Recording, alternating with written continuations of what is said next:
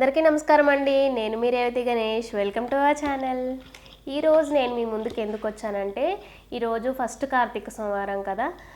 నేను ఒక 2 ఇయర్స్ నుంచి ప్రతి కార్తీక సోమవారానికి ఉపవాసం ఉంటున్నాను. ఈ కార్తీక సోమవారం కూడా అట్లానే మార్నింగ్ పూజ చేసి గుడికి వెళ్ళి ఉపవాసం ఉన్నాను. నా దృష్టిలో ఉపవాసం అంటే ఏంటంటే దేవుడికి దగ్గరగా ఉండడం, అంటే మనం ఒక డివైన్ ఫీలింగ్ని క్యారీ చేయడం, వేరే అదర్ కాన్సన్ట్రేషన్స్ ఏమి ఉండకుండా ఉండడం. ఇదివరకు పెద్దవాళ్ళు అంటే ఆ కీర్తనలు లేకపోతే ఆ బుక్స్ అవి చదువుతూ ఉండేవాళ్ళు అనమాట.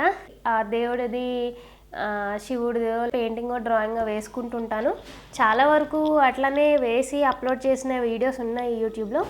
కానీ ఈసారి నేను రెగ్యులర్ పెయింటింగ్, రెగ్యులర్గా డ్రాయింగ్ లాంటివి కాకుండా ఓం నమ శివాయ అనే మంత్రంతో శివుడి ఆకారాన్ని గీద్దాం అనుకుంటున్నాను. ఇప్పుడు నేను ఈ వీడియోలో ఆ డ్రాయింగ్ ఎలా చేస్తానో మీకు చూపిస్తాను. మీరు మాత్రం మిస్ అవ్వకుండా లాస్ట్ వరకు చూడండి.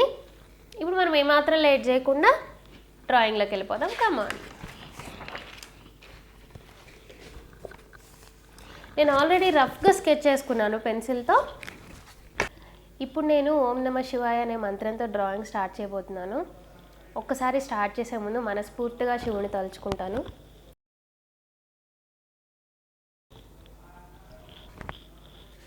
ఎందుకంటే ఆర్ట్ అనే ప్రతిదీ దేవుడిచ్చిన వరం లాంటిదే. అది నేను ఆ దేవుడిచ్చిన వరాన్నే దేవుడికి ఈ రూపంలో థ్యాంక్స్ చెప్పుకోబోతున్నాను అనమాట. సో ఇప్పుడు నేను ఈ డ్రాయింగ్ ఎలా చేస్తానో చూదురు కానీ.